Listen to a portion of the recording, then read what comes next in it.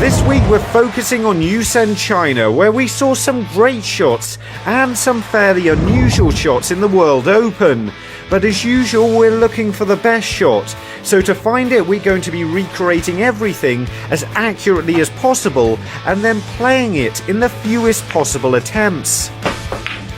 So where better to start than with tournament winner Judd Trump, using a lot of reverse right hand side to spin the cue ball down the table for a red in bulk. This allowed Judd to take a 4-2 lead in the match, and he would eventually go on to win it 6-2. I've hit my first attempt fairly well, I just haven't quite got into the cue ball enough and ended up the wrong side of the brown, so it's just going to need a little bit more backspin and for me to get the white in the right position. Judd was a little bit lucky to nick the brown on the way through, but it didn't make too much difference. I've taken roughly the same line here, just missed the flick on the brown, but it's pretty good.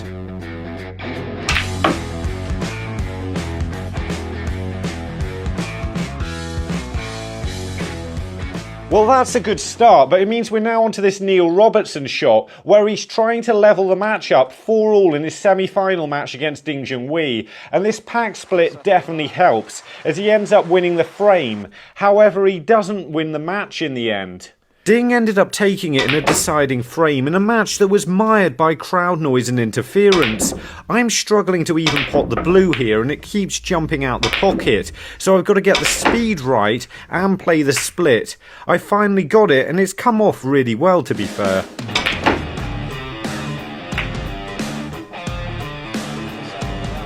Next we have Luca Bressel, who's finding a unique way to get in his first frame against Oliver Brown. However, Brown put him in again to play this shot, and there doesn't seem to be any way Luca can miss this if he just hits one of the reds. Luca did end up losing the frame, so maybe it did end up working out for Oliver Brown in the end. However, he still lost the match, as Luca took it 5-2, and the reason I say there doesn't seem to be any way you can miss these shots is even if you hit it really badly like I did on my first attempt, you still end up potting a ball, as there's a few different ways this can happen, but I got it the same as Luca on my second attempt.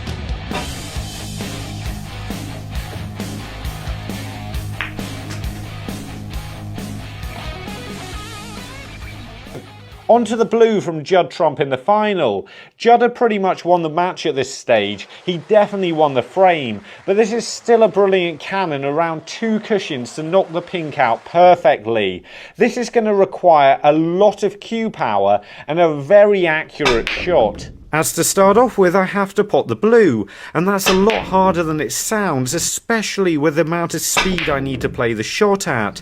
I am playing this with a small trace of right hand side to try and spin the cue ball around the 2 cushions a little bit better, and I think this is required, but I think I'm also over allowing for it. So I'm now having to adjust for the fact that the cue ball's actually going a lot straighter than I think it is. And once I get the hang of this, I should start potting it. There we go. As you can see, I'm not quite getting enough angle around the table, so it's just going to need a slight trace more right hand side, and that's made a big difference. All I'm doing is changing the amount of side spin by a millimetre or so, but that's what it's doing. And I've finally got it right with this one, and I'm really happy with the cannon. Knocked it onto the wrong pocket, but it's still good.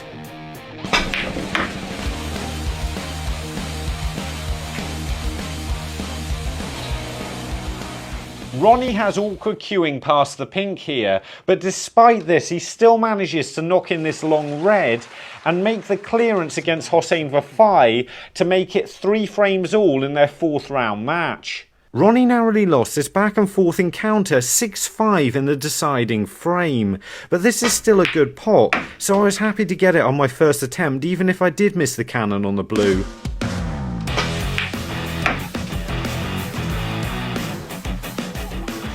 Zach Surtees. I'm not sure that's right, actually. Let's see. Zach Surety has just run out of position on the black while trying to make a 1-4-7. Despite this, he still manages to pot the black, get the cue ball on and off the bolt cushion, and back down in good enough position for the next red to make the pot. He eventually goes on to make the maximum break as well. I've got into this a little bit better than I thought I could, but the pace is more or less spot on.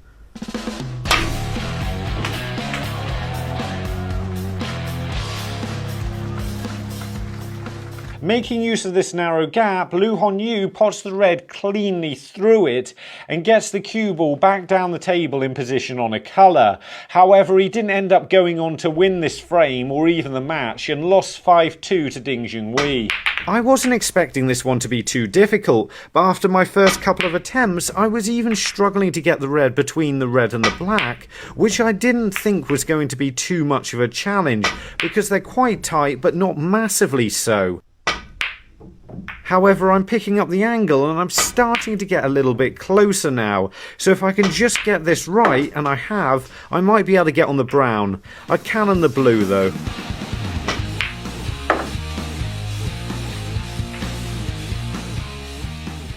Next, it looked like Ding was out of position, but he wasn't, as he finds our first double of the day to take a 4-3 lead over Shaun Murphy, which was significant because he'd take the next frame as well and win the match 5-3. I've got it straight away, but also slightly overscrewed it.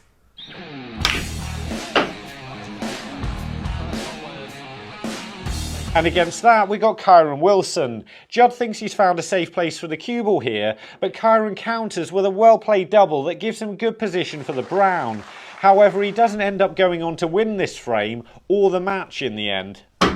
I'm not surprised I hit the red there, because you have to get very close to it in order to make the double, and it's tough to judge striking down at the cue ball like this.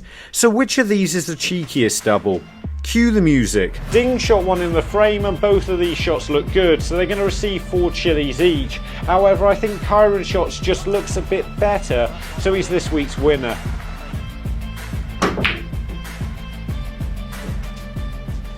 Our next match is Judd Trump against Jackson Page, and Jackson's played a really good safety shot that's left Judd no real way back to bulk, forcing Judd into a long pot.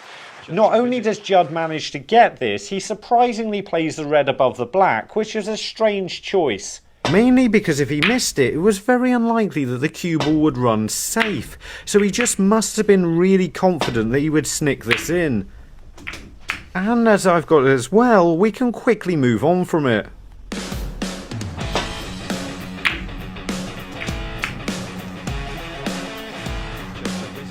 A great opening red from Neil Robertson now in the 3rd frame of the semi-final against home favourite Ding Junhui.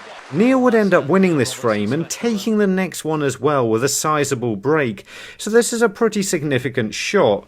I just need to cue this one well and hopefully get the flick cannon on the blue.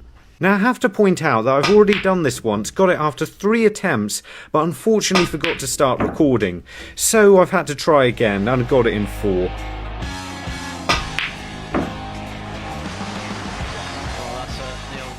Under pressure against Judd Trump, Rory Thor runs himself a little bit out of position and has to make this excellent recovery shot, which helps him make a 67 frame-winning break and allows him to get back to 3-2 behind. Which is good, even though Judd went on to win by 5 frames to 2. What was also good is I got the pot on the red on my first attempt, but unfortunately cannoned the blue. And I've been pretty close on both my 2nd and 3rd attempts, but just lost the angle a little bit. Trying to play with less backspin, but that's pretty good.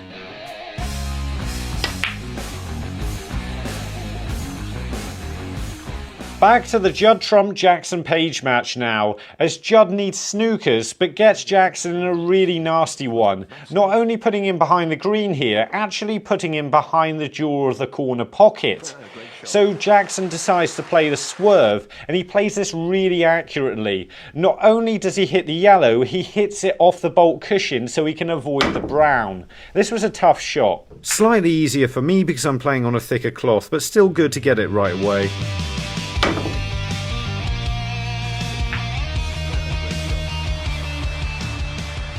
Hossein Fafai's just won the 5th frame of his match against Ronnie O'Sullivan with a pot on the brown and secures it with this excellent long blue. He knocks this right into the heart of the pocket and it's going to be a tough one to recreate.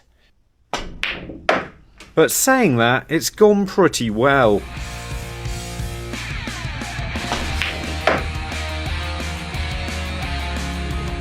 Back to the Judd-Trump-Jackson-Page semi-final, and Jackson's still attacking despite being 5-2 down. He makes a really good split on the reds off the green here, but ends up losing the frame and therefore the match anyway. Despite this, he did really well to get through to the semi-final, and no one really seems to be able to beat Judd-Trump at the moment. I missed the pack with my first attempt, but got it with my second. Not perfectly, but I'm on an easy red here.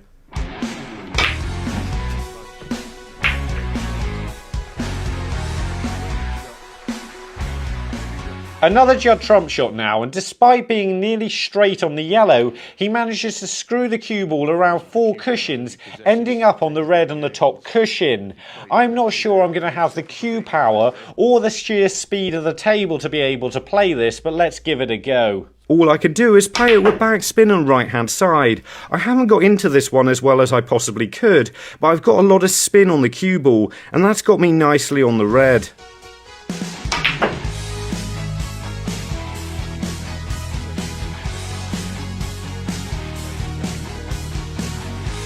We've got another Jackson-Page shot coming up next, right after we find Murillo from Balranium Calvario, which is there. Hopefully I pronounced that at least 90% right, but either way we've got this Jackson-Page snooker to deal with next, and it's a good one. Judd-Trump doesn't actually manage to escape from this, as it kept going back until Jackson got enough penalty points to leave Judd needing a snooker, effectively winning Jackson the frame. Theoretically this shot isn't that difficult, I've just got to stun behind the pink and black, but for whatever reason I'm just not getting into the cue ball well enough. I finally got it on my third attempt, but should have got this better and a lot quicker if you ask me.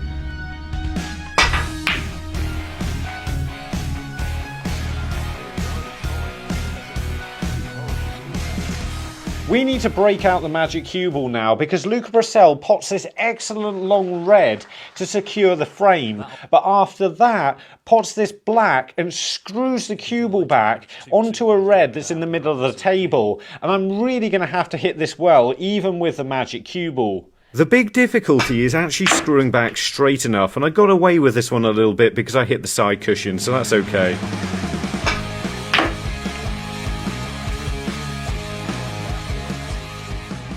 So to the results, I'm giving third place to this really tough swerve from Jackson-Page that's difficult to play on these ultra-fine match cloths. There were so many different ways he could have fouled this that he did really well to get it right. Second place goes to Lu Hongyu. This shot was a lot harder than I thought it was going to be, and there was only the narrowest of gaps between the red and black. But obviously first place goes to Judd-Trump with a blue. Even though this is an exhibition shot, it's one of the best and hardest shots I've had to play of this year so far.